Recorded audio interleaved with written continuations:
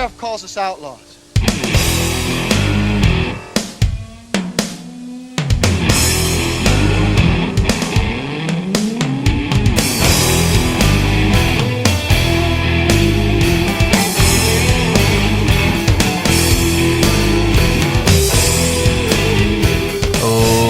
Ladies and gentlemen, boys and girls, children of all ages, welcome to the Middle-Aged Outlaws podcast, where I have come here to chew bubblegum and podcast, and I am all out of bubblegum. Adam, welcome to episode 11, how are you? Yeah, I'm good, thanks, how are you? I'm excited, I'm good, thanks, I'm good. Although I was thinking, we always just say we're good, when we're going to start revealing the truth? 10 episodes down the line, once people have got to know and love us a wee bit.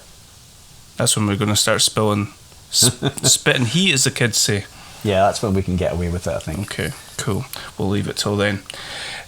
So last episode 10, we had our WrestleMania 37 rundown. And after going and sitting in a dark room and keeping our eyes closed and away from us, as far away from wrestling as we possibly could, we have decided to go even further and go to the cinema and do our top 5 movies starring wrestlers, about wrestling, related to wrestling. Yeah, top 5 movies.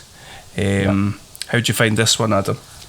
Yeah, it was good. I think, like you hinted at, we needed a little bit of a break after all the WrestleMania top 5s and then the review of the most recent show. I think stepping away, watching some films, some I'd seen before, some I hadn't, some I'd maybe seen once when I was very young, and it was good fun, just felt a bit different and pretty entertaining, and some tough selections in there as well. Was the reference to very young, would that be a reference to Santa with muscles? It's not. I forgot about that one. Mr. Nanny? I forgot about that one too. Suburban Commando? I didn't forget about that one, but there was another one, something about 3 ninjas or something like that as well. Yeah. Okay. So we set ourselves some rules before we jumped straight in and just named Beyond the Mat our number 1 film. We set ourselves some rules before we got started. So we've got, in our top 5, we can have no documentaries, no cameos. Movie must either be about wrestling or star a wrestler as one of the kind of main cast. We must have no more than 1 wrestlers movie in our list, so we're not looking to do the top 5 Fast and the Furious films starring The Rock, or the top 5 Marine films, which I know that you're a big fan of the Marine series. I mean, with the rules, you probably could have done a few of those, because I think it's been different wrestlers have played the Marine in each one. Well, maybe not in every one, but I think Cena, maybe Orton, maybe even Miz. Yeah. I think they've all had a go, but no, it wasn't really a factor when I was doing mine. Not meant to be a spoiler, sorry. Yeah. Thanks. You know what would have been a real challenge? Top 5 WWE studio films. Oh. Yeah, I don't know what sort of mindset we need to be in to go there, really. I don't know, to be honest with you, I don't know how many WWE studio films that I've seen in my life, but I think we would be put... Is Fighting With My Family, is that's probably not, it's probably too high profile to be. Yeah, I don't think it is. I mean, I think it was maybe The Rock's production company that did that one, so yeah, that would be separate from the WWE studios list. Beyond the Marine, to be honest, I don't know what they are. Was See No Evil one? Might have been. Yeah, I think so. Yeah. We'll leave that one for another time. Mm-hmm. Maybe one where I'm on holiday or something. You could do. Give yourself a wee treat. But just going back to documentaries, that'd be another one that we could maybe do in the future. Would be top 5 wrestling documentaries. There's a lot of really good ones out there, so that'd be quite fun. Yeah, agreed. At some point.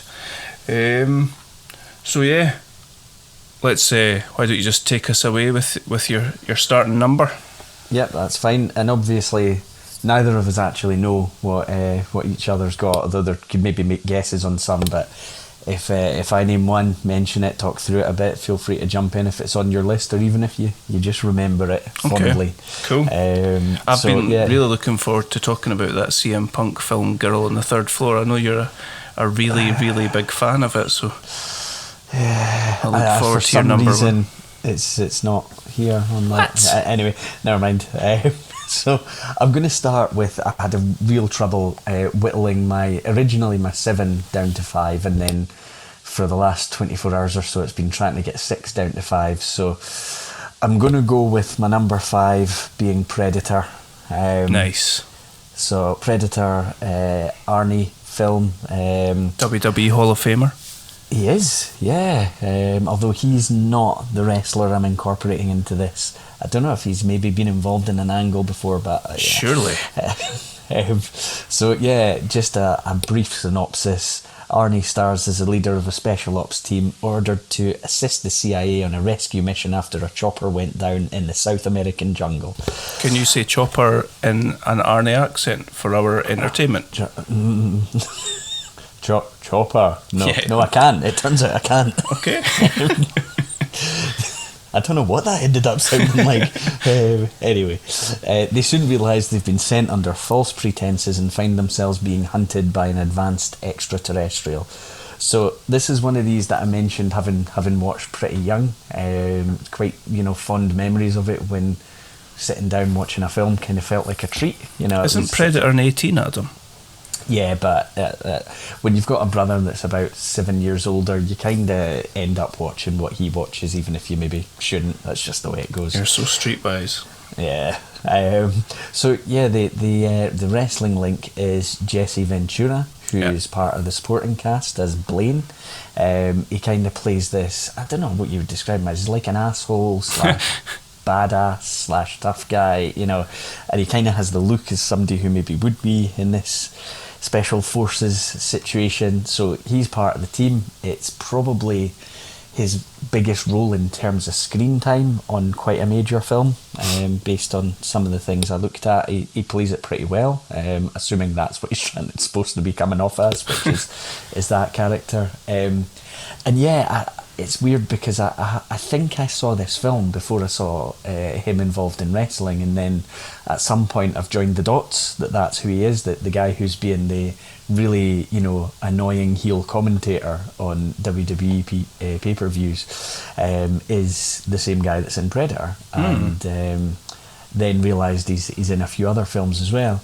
And I kind of missed him as a wrestler, but obviously he was, and I know he was, but my main thought on him is always him as a commentator, and he always spoke pretty well, and I think it sort of played quite well into an acting career. It probably couldn't have played certain types of roles, but I thought he was pretty good in this. Yeah, I agree. I liked him in this. I don't know how many more. Did you have a look at his the list of movies that he's been in? I did. When you were looking at this, like you say, it feels like his personality or whatever, it kind of lends itself to that sort of character. He's good at it. Yeah.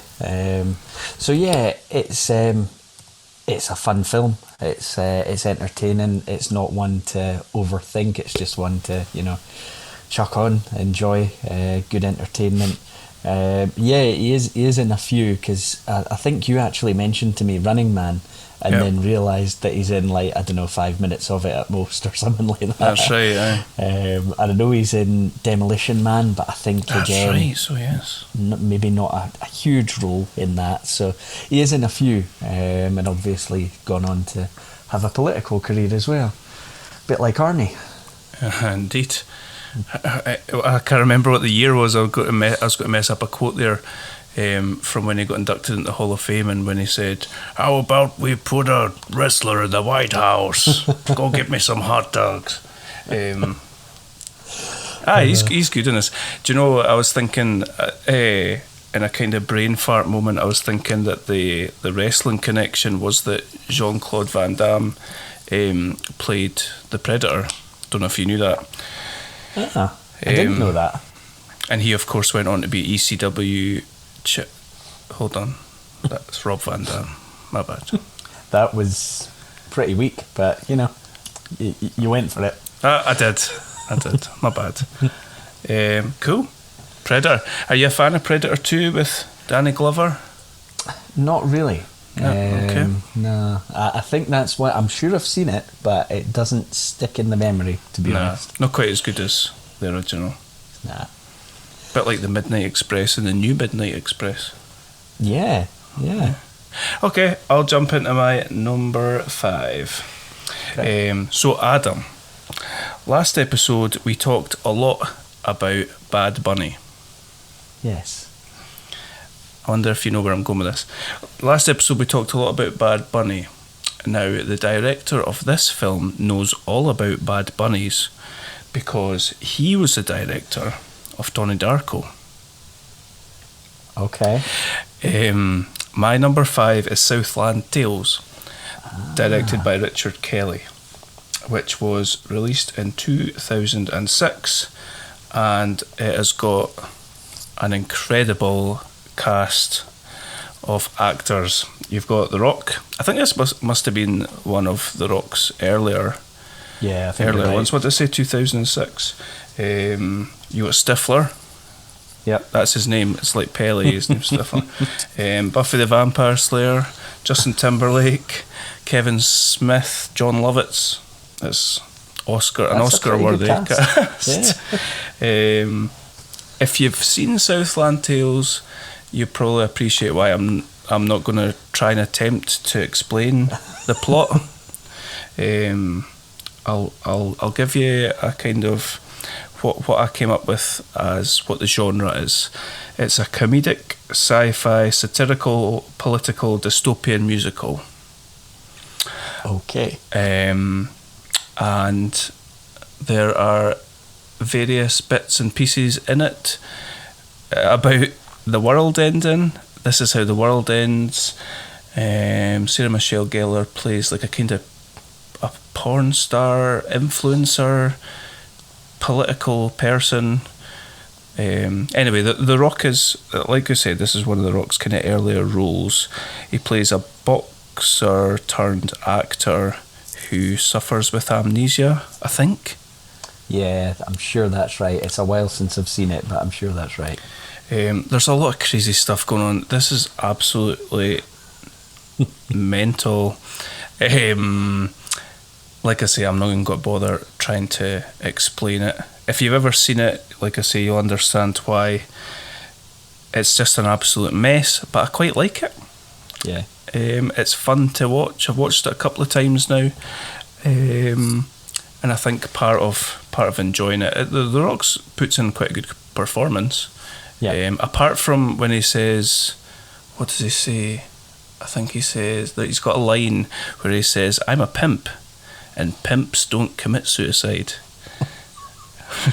I mean, it's a great line. Is it? It's no goddamn sexual tyrannosaurus.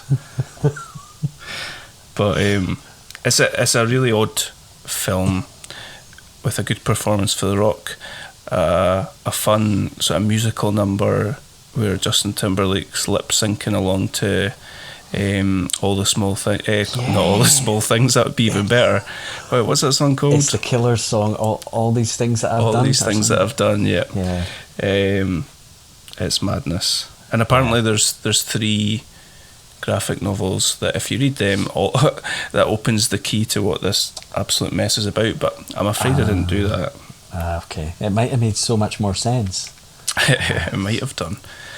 So I picked that. There was 2 Rock films, or 2 or 3 Rock films I was going to go for, but that was the one that I stumped for. Okay. And we'll speak about honourable mentions at the end. Nice. So yeah, that's my number 5. You seen Southland Tales? I'm sure not recently. No, I have. It's one of those. You remember when it was all about DVDs? I actually think I borrowed it from you. And I definitely watched it, and I remember being baffled but quite entertained. So yeah, I get that one. That makes sense to me. Cool. Number 4 for you. Number 4 for me. Now it all gets a bit more straightforward here because most of these I had in mind beforehand. Ooh.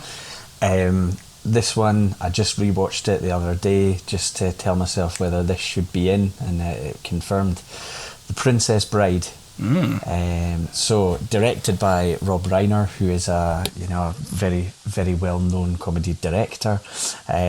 This is such a bizarre, it's like a fantasy adventure story that has so many recognisable faces in it.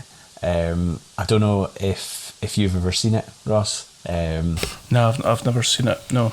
So the intro has the guy who played Columbo, Peter Falk. Nice. He's coming into his grandson's bedroom to read him a story. Wow, that could have went really dark there. No idea where you were going. His very young grandson is Kevin from the Wonder Years. Wow. So he comes in to read him this story, and the story is basically the film, which is two young lovers torn apart. The man sails off to sea and is presumed dead, leaving the woman to marry the evil prince. The man is in fact not dead, fights his way back, encountering many interesting challenges and characters along the way. And the wrestling tie-in is Andre the Giant, who plays one of these interesting characters that's encountered along the way. He's this giant outlaw who... Hold on. Giant outlaw? Amazing. Yep.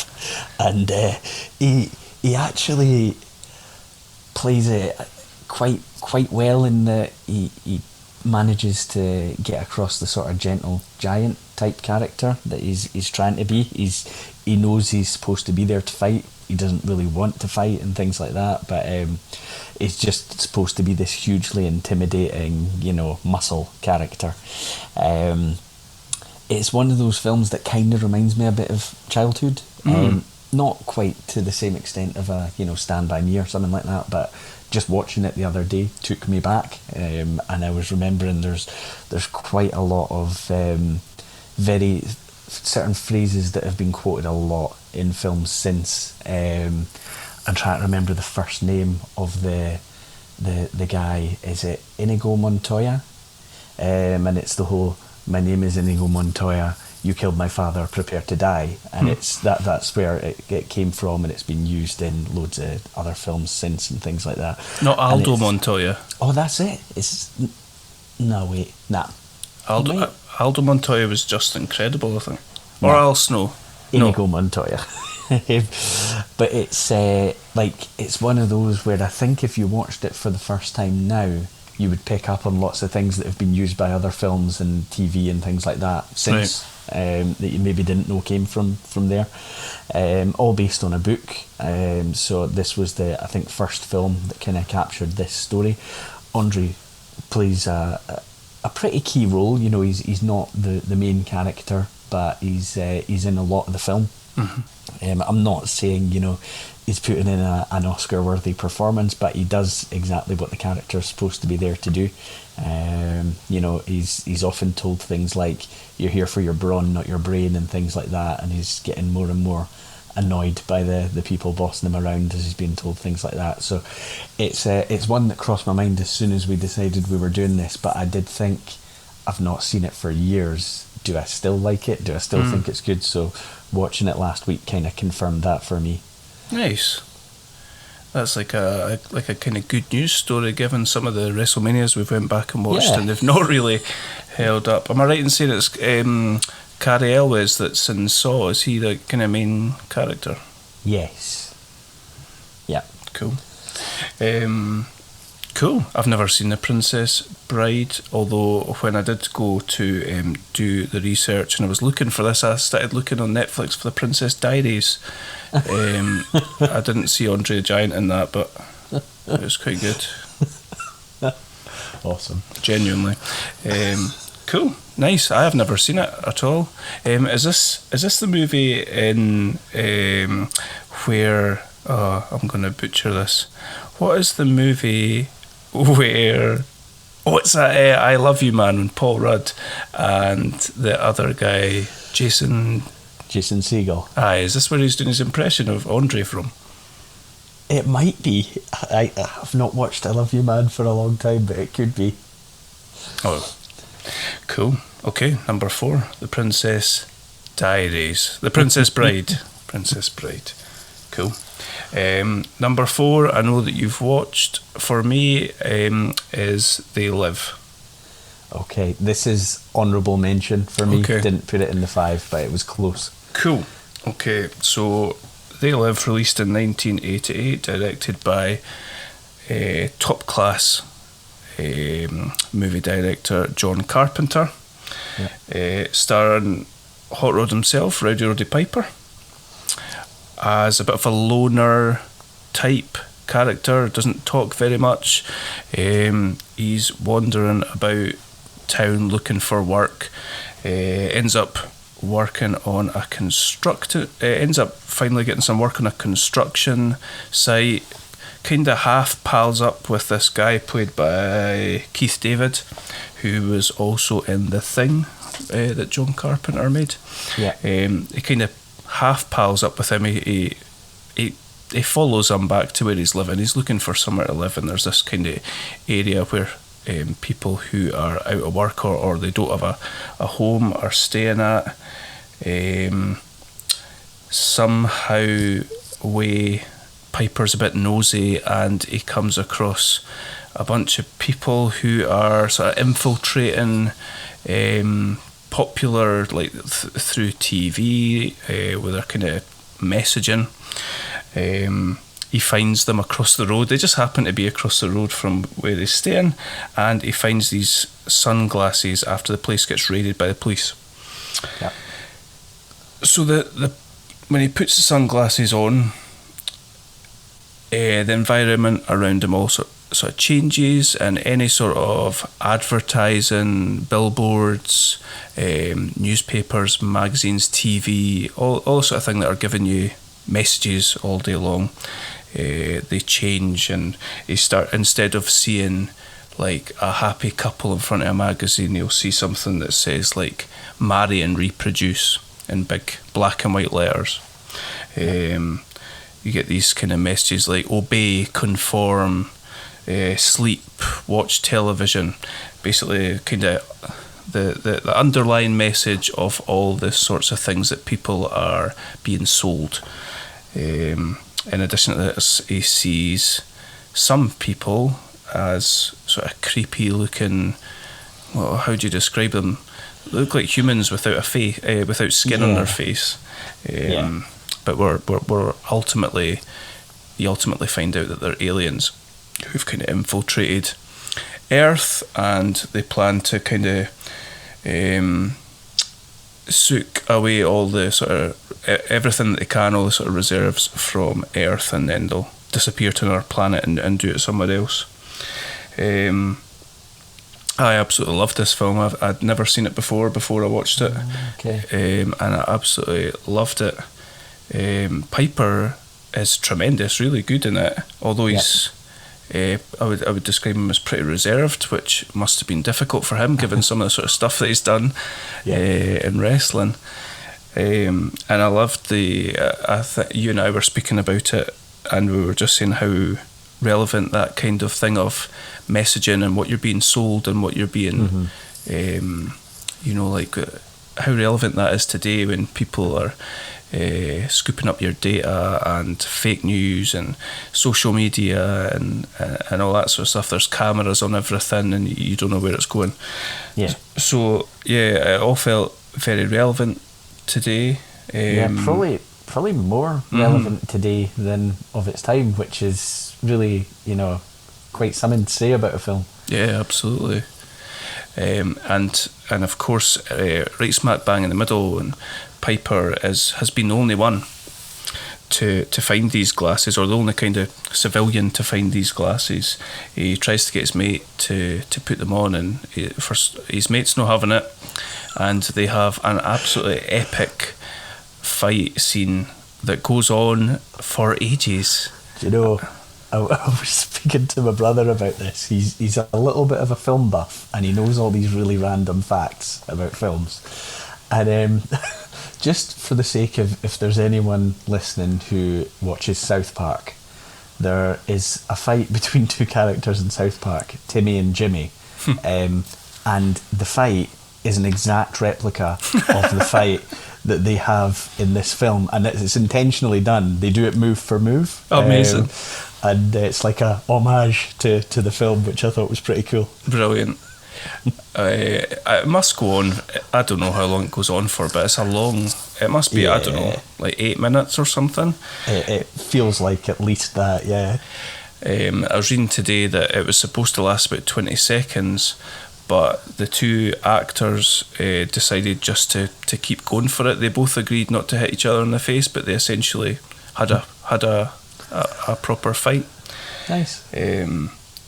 And also the classic line that Piper says when he walks into the bank with the gun, he said, like what I said at the start, I've come here to chew bubblegum and kick ass and I'm all out of bubblegum. That was Piper that came up with that line.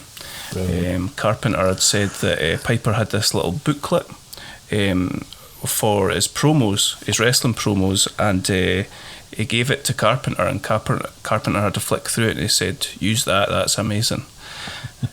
Which is a cool wee story. Yeah. It's a cracking film. I really enjoyed it. Cool. Yeah, it was very close for me. Very close. Just pipped by Predator. Yeah, and it's a wonder, like these days, that like everything's remade and repackaged and rebooted. It's amazing that something like that's never been rebooted or a remake of it made. It's going to happen now and they're going to ruin it. Oh no. Starring Dolph Ziggler. WWE Studios. They are alive. Right, what's your number 3? Okay, so my number 3 is Guardians of the Galaxy. Ooh. So this isn't really traditionally my type of film. Yeah, I'm surprised. Yeah, I think it was actually my wife that decided to put this on one night, and she'd never seen it. She just thought this will be a nice film for us to watch, a bit of entertainment on a weekend night. And I thought, right, that's fine. I'll watch it. I'll make the best of it. I knew it had a good cast, and I thought we'll see what it's like. Sometimes a film just right at the start with the music just kind of grabs you. Yeah. This was one of those. It's got Chris Pratt as the main star, and then some of the supporting cast around him's really impressive in terms of names. You've got Vin Diesel, you've got Bradley Cooper, Zoe Saldana, John C. Reilly, Benicio del Toro, and also, of course, the reason it's on the list is Dave Bautista is in it. And it's probably fair to say that I didn't have the highest expectations in terms of movie career for Bautista. Yep. I'm very, very happy to say he's proved me wrong. I think in basically everything I've watched him in, he shows a hell of a lot more personality than he did really as a performer in WWE. Yeah, agreed. He's so the basic story around the film, misfit group of intergalactic criminals must pull together to stop a satanical villain with plans to purge the universe. So that's direct from IMDb. So basically, these guys trying to save the universe, and they're falling into many pitfalls as they go, trying to stop the evil villain. And with it being a sort of, I would describe maybe sci-fi action adventure with plenty of comedy in there as well. What I didn't realise I would get from Bautista in his role in this film is comedy, and he just kind of has something about him. It was a very pleasant surprise, and I think it was the first film that I'd really seen him in. And I've seen him in a few since, and continue to be pretty impressed.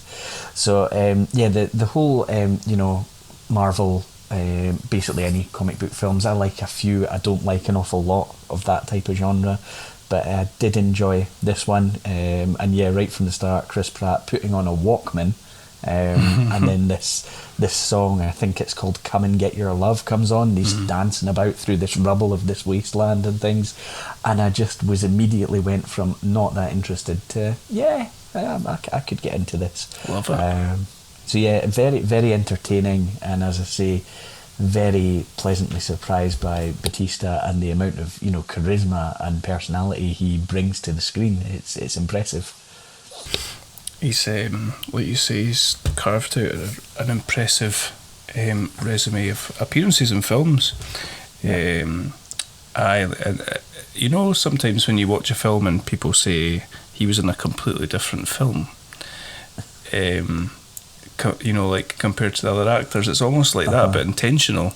Yeah, with his performance, it's brilliant. I totally agree.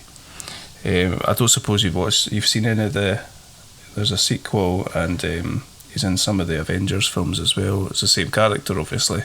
Yeah, I've seen the sequel, and I quite enjoyed that. I preferred the first one, but I did quite enjoy it. Just you know, entertaining. It's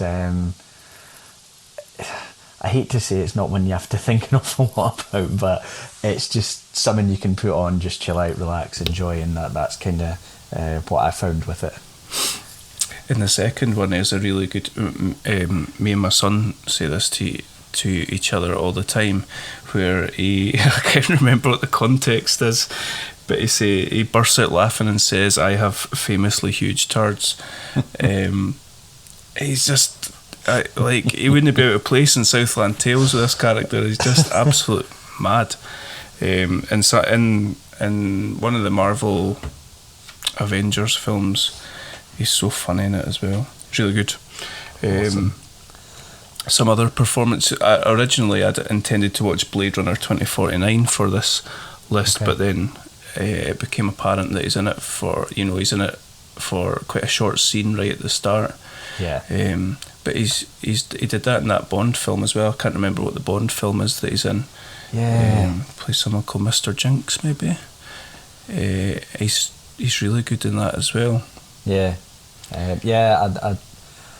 I just never would have guessed if somebody had said to you, basically if somebody lined up, you know, the roster in WWE and said one of these guys is going to go on to be a Hollywood star, you wouldn't have picked him out, really.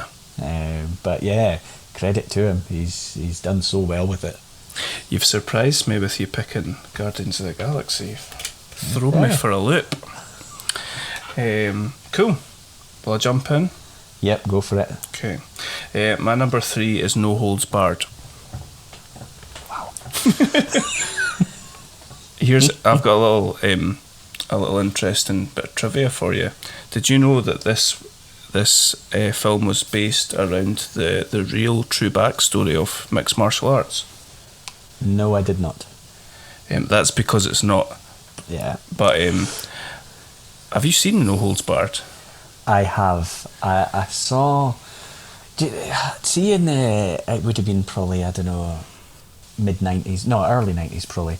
I don't know what year it came out actually, but anyway, I've memories of in the 90s. 1989, sorry. Right. I think early 90s being in a video shop and hiring it. And it was just when I'd started getting into wrestling. Brilliant. And I was like, oh, that's that Hulk Hogan guy that, you know, is in the last match of every one of the wrestling videos I've watched.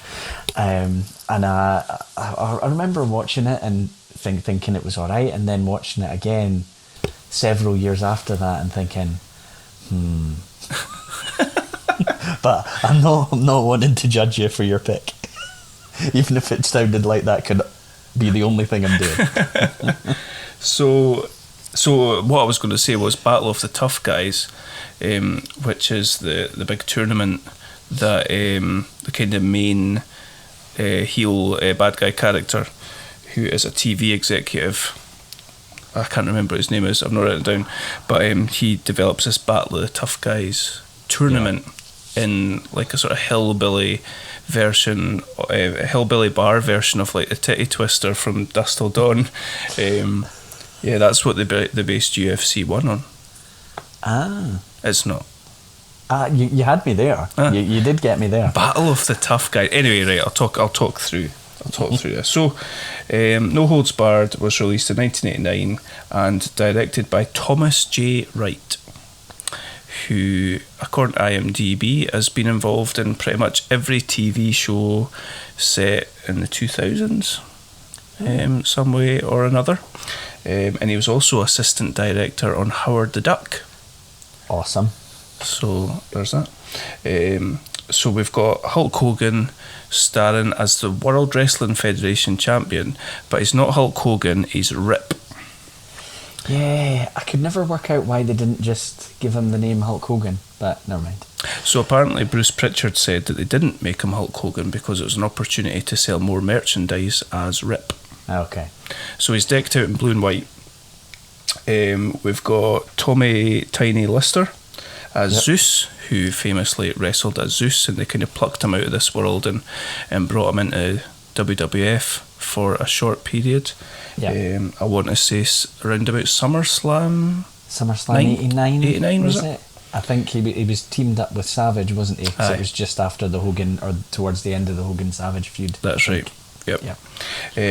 We've got Mean Gene, your boy Jesse Ventura, and Howard Finkel also in there as well. So Rip is the World Wrestling Federation champion. On the other side of things, we've got the other sort of television company that are competing with the company that WWF is on, and our rival TV company executive wants to sign Rip, and it doesn't matter however much it costs. He wants Rip. He wants the ratings. So he invites Rip to come down and have a meeting, and Rip appears in like full lycra gear, which is really questionable behaviour. Why do you not just be wearing street clothes? He's wearing like his full sort of wrestling stuff. But anyway, he offers Rip a blank check, and Rip says no and shoves it in the guy's mouth. On his way out, he is like, he's in a limousine, but the limousine starts taking him off on the wrong path. He realises this and starts trying to like kick his way out the limousine, and because he's Hulk Hogan, eventually manages to do that and comes flying out the top of the sunroof. So I assume there's some sort of ejector seat, because that'd be really odd. Anyway, millions of guys trying to attack him, and when he beats up the limousine driver, eventually has him by the neck, and he says to him, "What's that smell?" Do you know what this line is? No. He says, "What's that smell?" And the guy says, "Dookie." And Hogan or Rip says, "Dookie." So, annoyed at not getting Rip to sign up to his...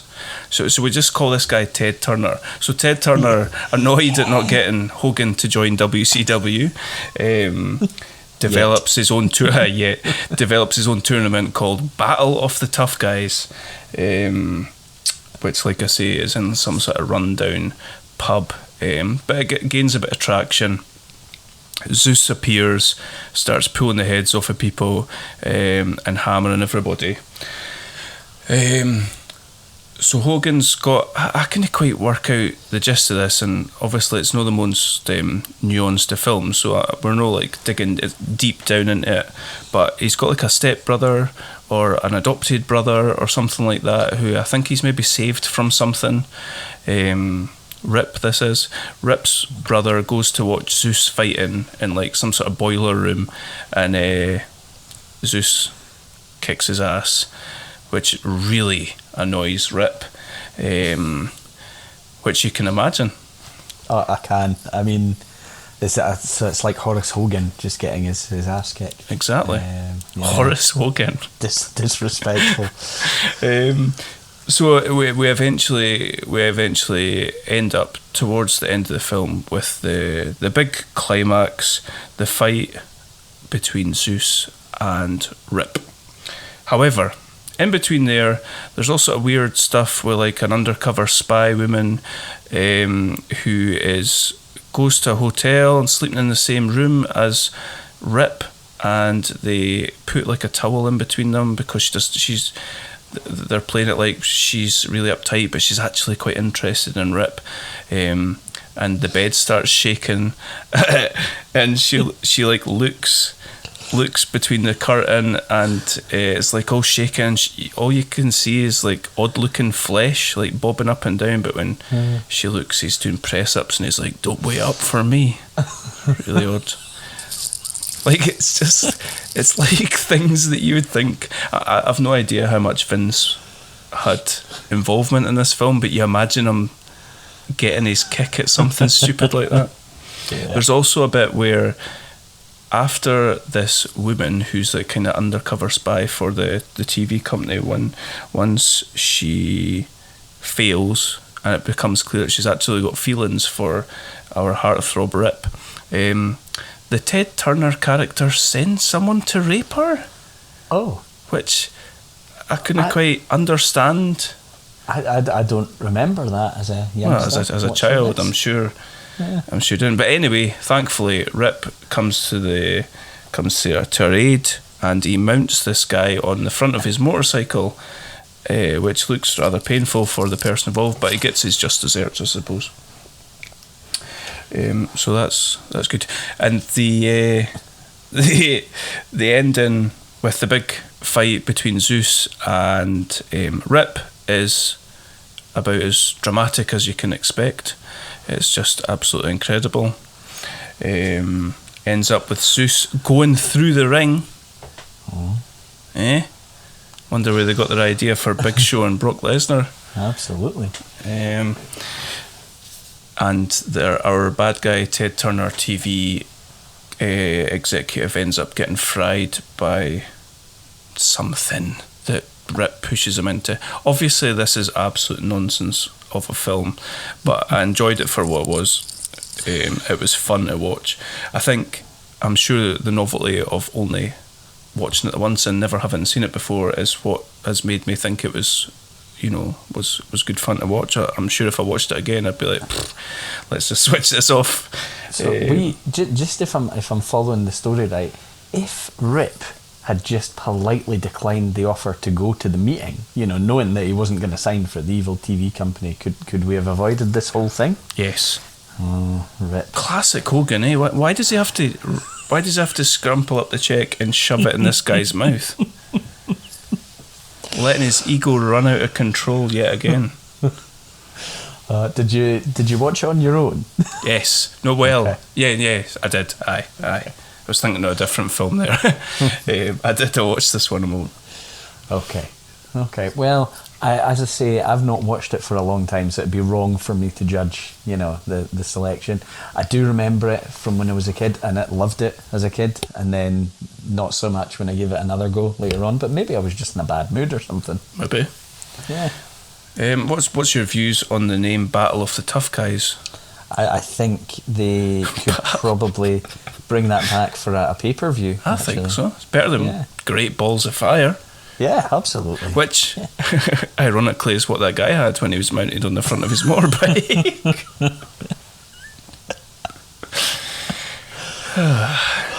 So yeah, that's my number 3. What is your number 2? So my number 2 is Fighting with My Family. Ooh. So this is based on the story of Paige, her journey from Norwich, England, to become a WWE, I think it was still at the time, diva that they referred to them as. Mm-hmm. So it's written and directed by Stephen Merchant, who's so of The Office fame, done a few things with Ricky Gervais, and then he's also done a fair bit of writing and directing since as well. Can you do the impression, the googly-eyed freak impression from the Office for us? I think I just have to say no there. Okay. Apparently what happened is Stephen Merchant watched a documentary about Paige and her wrestling family. It's a whole wrestling family that she came from. I think it's called Fighting with My Family as well, the documentary, isn't it?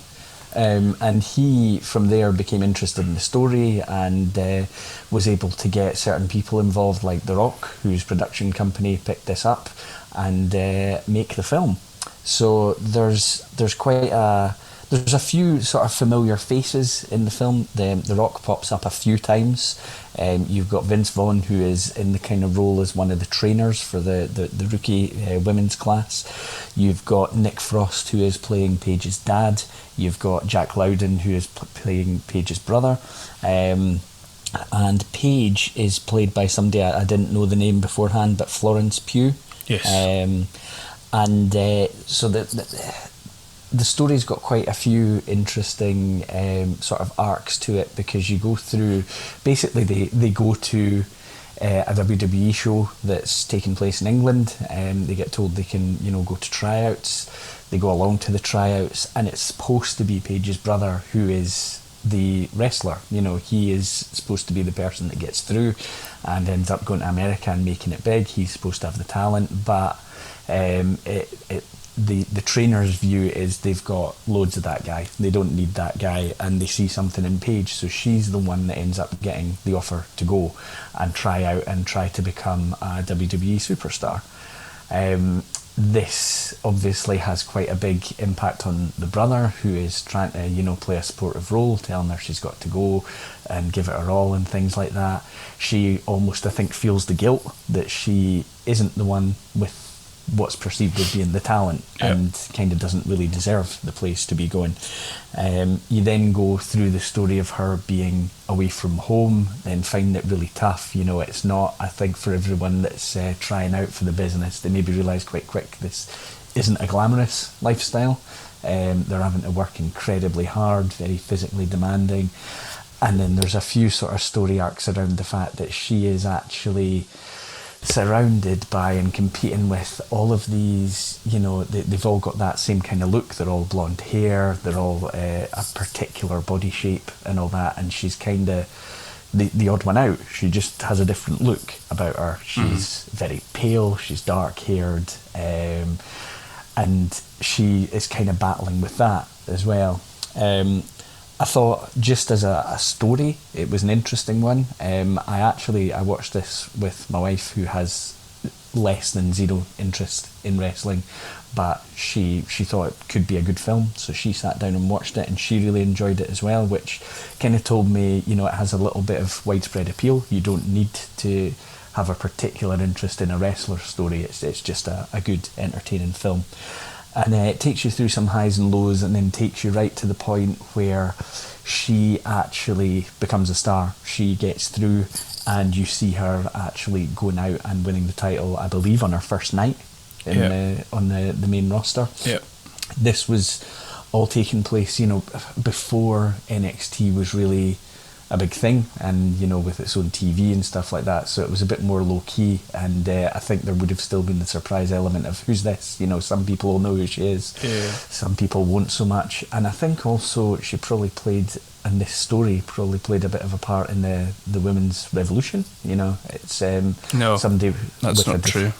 No, Stephanie McMahon created the women's revolution. So it's somebody with a bit of a different look and an actual, talent for the business beyond what she looked like, actually making it big on the stage. And there was genuine, like, even with my wife, that feeling when the person overcomes everything and makes it to the top. Kind of experienced that at the end of the film. So yeah, that's my number 2. Nice pick. I enjoyed it as well. It's a good film. The Rock cameos feel a bit shoehorned in there. A little bit. For a bit of sort of brand or whatever to stick them in the trailers. Yeah. Some of the banter between the family and all that's pretty funny. Yeah. I didn't realise that Stephen Merchant had written it. That makes sense. Like a lot of that stuff kind of shines through. Good performance from Florence Pugh. Yeah. And what did you say the guy is that plays her brother? Jack Lowden. Yeah.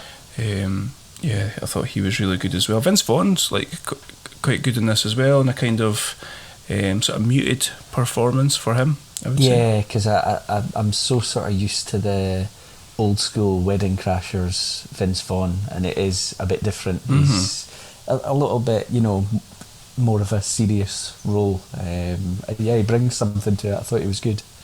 What do you call what's her name that was quite recently fired from WWE for using Twitch and streaming? She used to manage Andrade. I know exactly who you mean. I can't remember her name. She plays AJ Lee in it, doesn't she? Yeah, I think that's right. At the end when she gets the title shot. Yeah. Anyway, I'm sure it'll come back to us. Selena Vega, that's the one. Yeah. Yeah, but it's really good. I enjoyed it too. It's a good choice. But it didn't make my list either. I did think about it, but I didn't make my list either. Okay, my number 2 is Ready to Rumble. It's on my honourable mention. Is it? Yeah. Ah. Yeah, I wasn't sure about it. I gave it another go. I'd never really watched it in full. I'd seen bits of it, so I gave it a go. And I think it's, for me, for what it was, it was good fun. Mm-hmm. There's a certain novelty, and we saw this in Fighting With My Family as well. Not so much in No Holds Barred, but there's a certain novelty in seeing like the wrestling ring and wrestlers in a film, in a movie. Yeah. There's something that looks different about it. Maybe it's just that you're not getting those crazy camera cuts every 2 seconds. Mm-hmm. What's his name? Kevin Dunn? No? Yeah, Kevin Dunn. Does. Yep. Anyway, Ready to Rumble was released in the year 2000. I think that is the same year that David Arquette killed WCW. It was directed by Brian Robbins. We've got David Arquette, Scott Caan, Oliver Platt and Rose McGowan as our kind of acting stars. And I've got a big list of wrestlers that are in this, so basically anybody that was a kind of star in WCW and Perry Saturn. Is that harsh? Sorry, Perry, that's terrible. That's really bad. Goldberg, DDP, Sting, Bam Bam, Juventud, Mr. Perfect Kurt Hennig, Disco Inferno, Schiavone's in this. Little Nate, Charles Robinson's in this at one point as a wrestler. Mean Gene, Booker T, Macho Man's in it as well. So yeah, it's like full on. Got the cooperation of WCW, and I think I read that WCW wanted to make this to try and kind of get their fans back, which is ironic. Yeah. But in isolation, it's a fun film for a wrestling fan. It's definitely got a good heart about it. Yeah. Main gist of the plot is that you've got two kind of, I don't want to say they're no stoners, but they're kind of like portrayed as kind of losers.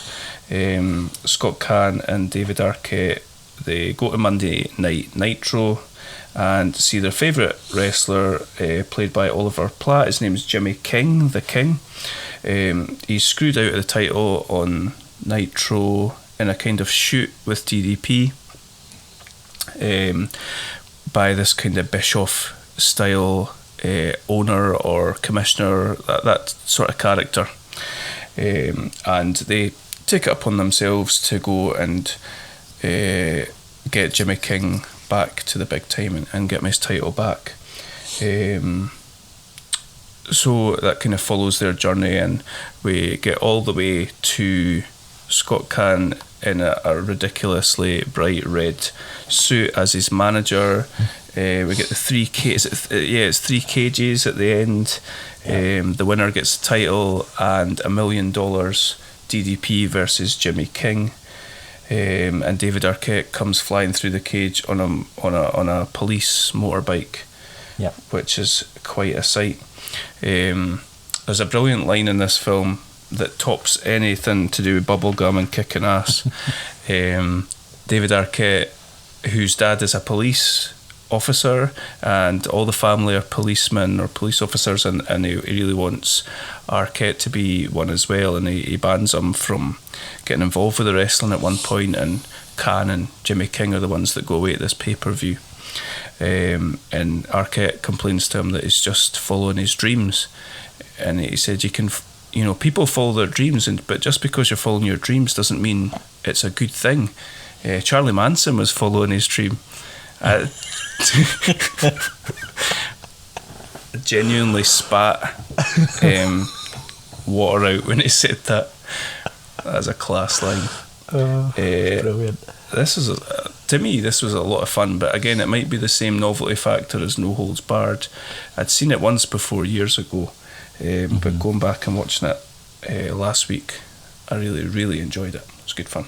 Cool. Yeah, I think what I'd done is I tried to watch it and it wasn't playing, and I maybe saw in total about half an hour of it the first time or something, and I just thought nah, and I gave up. So I was a little bit sceptical about trying to watch it again, but it was worth it. It's entertaining. My wife watched maybe the first half an hour, I think, with me, and she said, if this is going anywhere near your top 5, then you need your head looking at. So I don't think she enjoyed it very much. She's never even made a film. Who's she? Exactly. Plus, this was round about the point where Arquette and Can had a fight because Arquette had tried to sook Can's. Hold on. Let me try and rephrase this. They work for some sort of sewage thing. I'm not going to bother. Just leave it to everyone's imagination then. Scott Caan was sitting on the toilet. David Arquette's character put some sort of soaking device on the bottom of the toilet and pressed it on, and he tried, like that to be a forcible prolapse. I'm not sure why he did that. It's irresponsible. Anyway, they had a fight afterwards, and one of them did a suplex on each other, and then she left after that. Yeah, so I mean, she can't really comment unless she watches the whole thing. Exactly. Yeah. Exactly. She missed the part where David Arquette shoved his finger up his arse and tried to get a drink for free, complaining that it was smelling of aye. Maybe just as well. Aye. Yeah. I would love to speak about, like what happened with Arquette and him competing in WCW, but I think I've watched bits and pieces of it, but I can't really remember it. I think he maybe did they do that at a pay-per-view, the 3 cells? Yeah, I think they did. It's quite a good idea. Mm-hmm. I don't know if it's an awful idea, but I think he maybe beat Jeff Jarrett. Does that sound right? Yeah, I think that is right. Yeah, I'd need to relook at it to be sure, but it sounds right. Top 5 David Arquette matches.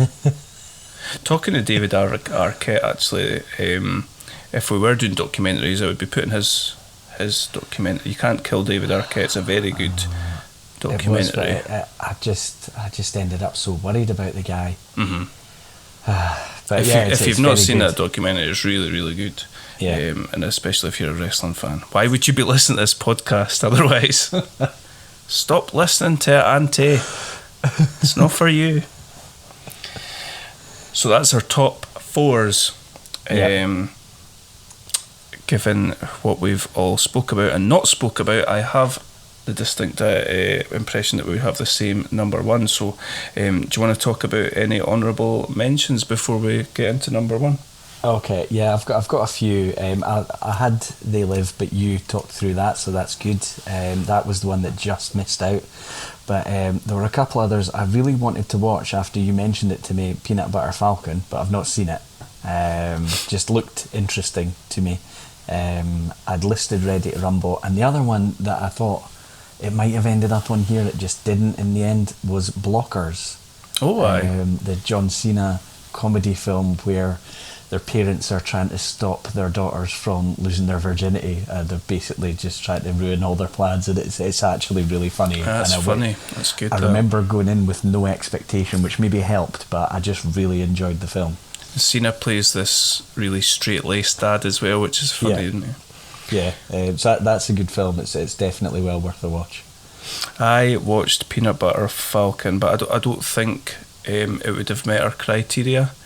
It's more kind of coming of age than it is anything else. But Right. you've got a young lad with Down syndrome who is kind of housed in like a local facility where it's just like all like old people. It's almost like they can't really find somewhere to house him. And he really wants to escape and go and visit this wrestling training centre. And he joins up with Shia LaBeouf's character. It's a really, really good film. I'll not say any more about it. It's worth watching. Yeah. And you've got Mick Foley and Jake the Snake. Kind of cameos more than anything. Okay. Fighting with My Family would have been an honourable mention for me. Predator as well. Yeah. And despite me taking the mickey out of the Fast and the Furious films, I was quite close to putting the most recent Fast and the Furious spin-off film with The Rock and Jason Statham on my list as number 5. I think it's called Hobbs and Shaw. Okay. Is that the one Roman Reigns features in? That's the one, aye. Yeah, I've not actually seen it. It's quite good. It's silly, obviously, but Ryan Reynolds is in it, and he just like randomly seems to keep popping up in it, and he's really, really funny in it. Worth watching just for that alone. Right. Cool. And The Rock bottomed someone in it as well. Ah, nice. I'm surprised you didn't do The Mummy Returns. I thought that may have been in your honourable mentions. Nah. I think I'm trying to think what the first big film The Rock was in. It was The Mummy Returns. Was it The Mummy Returns? The really, really awful CG scorpion. Yeah, and then thing.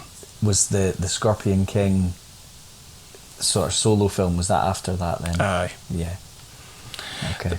There's some good wrestling cameos. Oh, another one that I was swithering about was The Condemned with Stone Cold and Vinnie Jones. All the criminals on an island. Yeah. Yeah. Kind of battle royal, Hunger Games type scenario. It's quite a surprisingly good film. I wonder if it holds up though. I didn't go back and watch it. Yeah, I've only watched it once. It's a few years ago now, but I remember thinking it was fine. I think any film of that type, I just think I always end up comparing it to Battle Royale, and then I get annoyed because I'd rather not, but I can't help it. Aye. Yeah. And I think they made a sequel with Young Randall, but I believe when I looked at it, it was like a 1-star type affair. Come on, Randy. Stop messing about with the Fiend. And Adam's favourite wrestler Riddle. Make some better films. So yeah, shall we jump into number 1? Yeah, it's going to be really funny if it's not the same one now, because anyway. Oh damn, I shouldn't have spoke about like Suburban Commando and all that earlier, and then I could have said that. So I'm guessing that we've both plumped for The Wrestler. Yes. Directed by Darren Aronofsky. Yeah. And released in 2008. Yeah. Which resulted in 2 Oscar nominations for its stars. Yeah. This wasn't one I felt like I was going to need to watch again, but I did decide to just watch it again anyway, just for the sake of it. 'Cause it was a certainty on the list, I think, for me as soon as we agreed the criteria. But I thought I'll give it another watch because it had been a while since I've seen it. It's a great film. It is. I always liken this film to a bit like Beyond the Mat, but you know, like if somebody tried to make Beyond the Mat a fictional movie, it very much feels like warts and all behind the scenes. But you know, like sort of warts and all bit of part of the wrestling business. It feels like they really, really did their homework on what it means and what it feels like not to be that shiny superstar, and it's not like the fictional account of The Rock or Bret Hart or Stone Cold or someone like that. It's sort of fictional account of somebody who was there at the top and still wants to be there and potentially still thinks that they are there, and they just need one more shot and they'll be back up there again. Yeah, it's pretty brutal. Yep. I mean, Randy the Ram Robinson,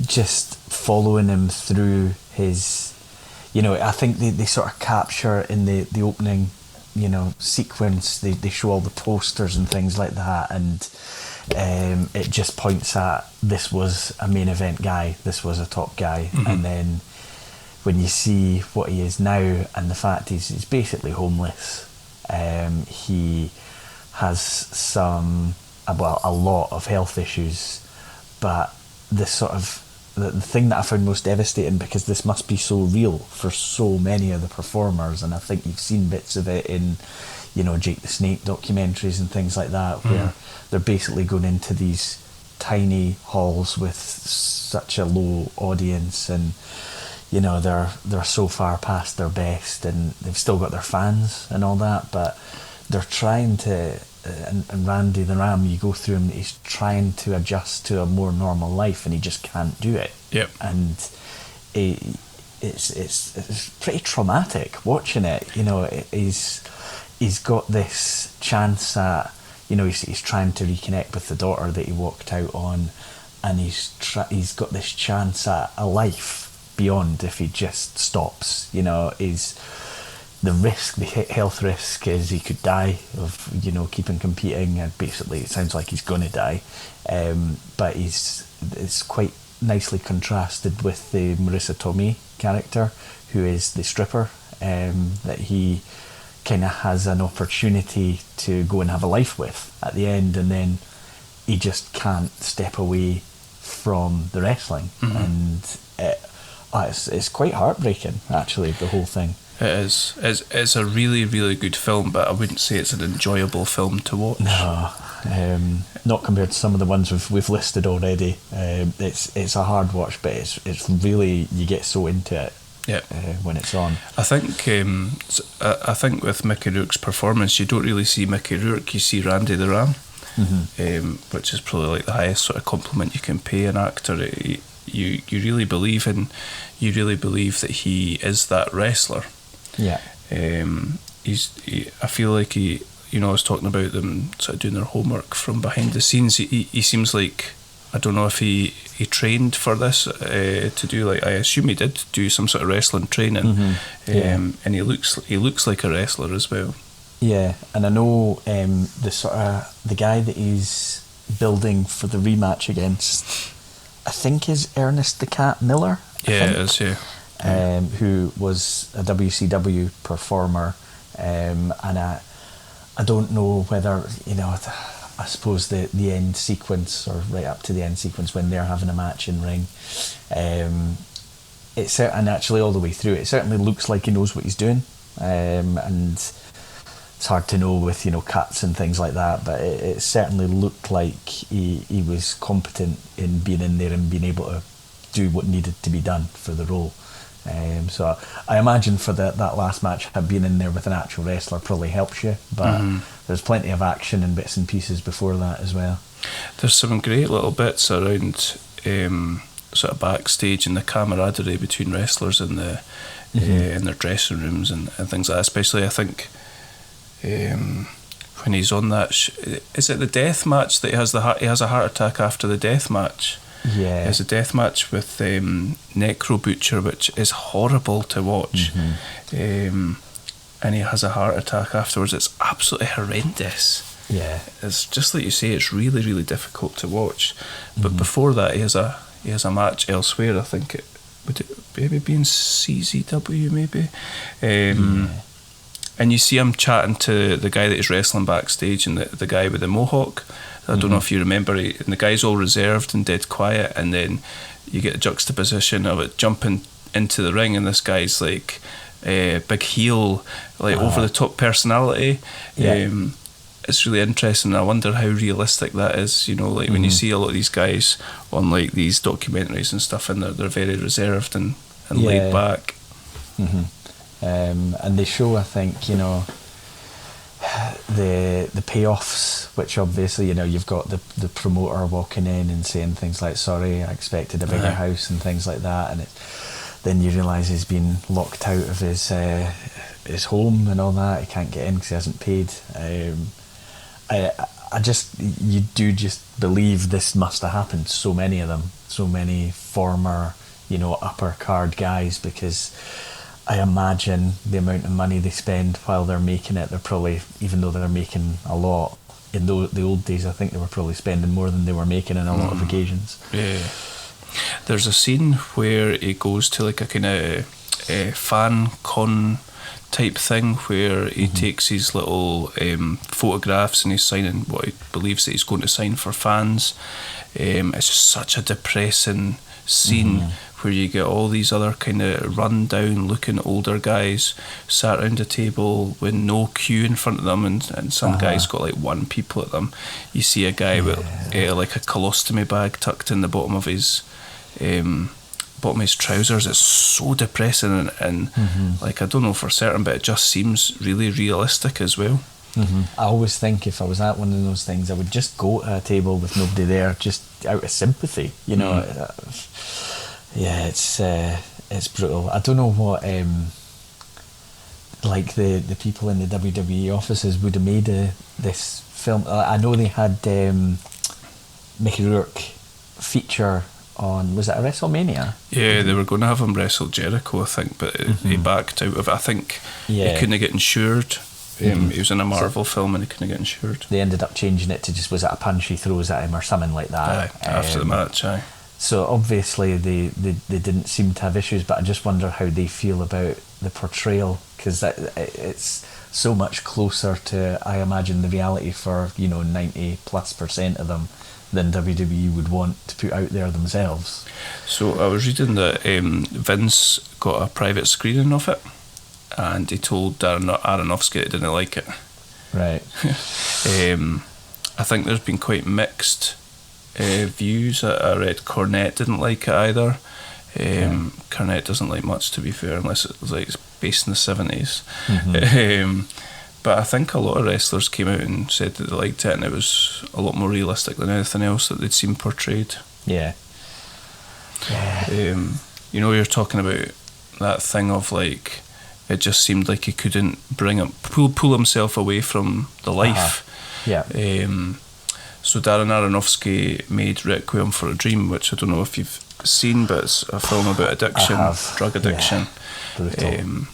And he made Black Swan as well, which is quite similar to The Wrestler in that it's like about the kind of obsession with ballet dancing. Is that right, ballet dancing?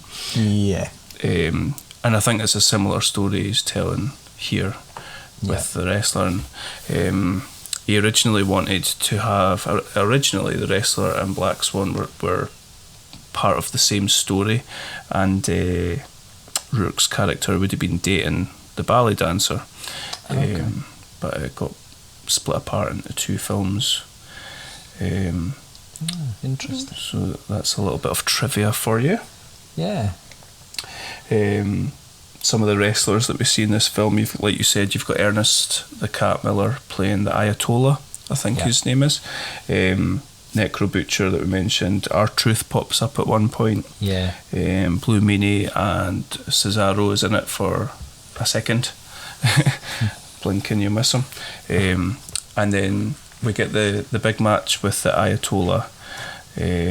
Right at the end there, he decides he's going to kind of go out in his shield, Randy the Ram versus the Ayatollah. He gets in some serious health issues during this match at a Ring of Honor show, which they set up really nicely, and it looks really cool. What did you say that Marissa Tomei's character's called? Oh, I can't remember. I've not actually written it down. Anyway, I think she's reluctant to get into any sort of relationship with this maniac, but she eventually shows up just in time to see him having these health difficulties, and they kind of leave it with him doing his patented headbutt off the top rope, and you're kind of left to decide whether or not you think he's lived or died. I think what do you think the outcome of that is? Do you think it is left to the viewer, or do you think it's... I mean, what I took just from the ending is, because there's the point when he knows that the Marissa Tomei character's there, and then he starts having the issues as he's in the ring, and then when he glances up again, she's gone. Mm-hmm. And but he, it's clear by that point he can't stop. He's just going to do this, and it's definitely left for the viewer to decide. I mean, my takeaway from it was that he wasn't going to survive, but it's just it's so well done, but it's just so brutal. Totally. If you've not seen it, it's well worth watching. It's a really good, but brutal, like you say, portrayal of the wrestling business, I think. Yeah. So there you go. Top 5 wrestling related movies from us. Yeah. Go watch them all, apart from Southland Tales and No Holds Barred. Probably Ready to Rumble as well. Give them all a go. Aye. It's fine, you know. What else have people got to do? Exactly. Don't follow Boris and start going out places. Stay in and watch movies starring The Miz and Randy Orton stuff. Yeah.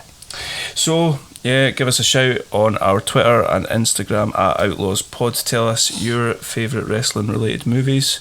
Anybody that says what's that film called that Triple H that was in? Oh, it's a kids film. Oh, never mind. I've totally forgotten what it's called. Blade Trinity. It's not that, but he is in Blade Trinity. Yeah. Another film starring Ryan Reynolds. Yeah. Give us a shout at Outlaws Pod. Tell us what your favourite film is, and tell us that our opinion absolutely suck. Yeah, we won't take any offence with that. Nah. Not on this one, I don't think. Nah. It is the internet though, so we are entitled to take offence. Yeah, of course.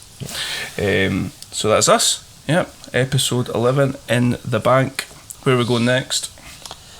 Right, so what we talked through doing was looking at a year, and rather than looking at, you know, our top 5 of things, sort of trying to look through the events, you know, the main pay-per-views in a calendar year, which is a little bit of a different take compared to what we've done before. Mm-hmm. And the year we were going to look at was 1998. Yes, yeah. So we're going to... The intention is for us just to concentrate on WWF, WCW and ECW throughout 1998, and we will dedicate an episode to each pay-per-view. So our next episode will concentrate solely on the Royal Rumble 1998, and we'll work our way through January. I don't know what the WCW and ECW pay-per-views were in January, but we'll work our way through them all the way through December 98. Yeah. We've got some good stuff in front of us doing that. Mm-hmm. What age would you have been in 1998? For most of 1998, I was 17. You just completely dinging that question. 17. Would you? Yeah. See, take you back to... This is what WrestleMania 37's done to us. Yeah. It's that thing of like going through trauma and then reverting to childhood. Yeah. What are you, like 2 years younger than me? Yeah. Yeah. Yeah. Sorry, go on. So, what were you saying? So yeah, it's a year I was back in the fold in terms of watching a lot, because I had that. I think most people did it. You know, they take a year or two out, and then they get back in, and you know, 97 was maybe the kind of time I was drawn back in to everything. Right. So revisiting this, I think, will be quite good fun, and it's a bit different because we get to actually follow storylines rather than looking at things in isolation. Yeah, which is nice. That's going to be interesting. Yeah. And we're just coming off the heels of Montreal. So interesting. I don't think I ever watched WCW at this point, and when Brett made his WCW debut, anything like that. We'll see how all that sort of plays out as well. I think we get Mankind, Undertaker, Hell in a Cell in this year, don't we? Yeah. We get our first ever Inferno match in 1998 as well. So that's going to be some hot stuff, Adam. Well, that was good. That's, you know... That's what you're here for. That's why you're, you know, the oh wait, I can't call you like the Podfather or anything, can I? That's probably copyrighted. Yeah, but that's why you're on this podcast. That's why we're all out of bubblegum. Bubblegum. For some reason, you sounded really drunk when you said that. But, So yeah, that's what we'll do. We'll shelve our top fives for the moment, and we will jump into 1998. I'm looking forward to doing that. It's going to be fun. Yeah, that'll be good. So we will see you for episode 12, where we will review the 1998 Royal Rumble. Until then, we have watched some really bad films, and see you for episode 12. Cool.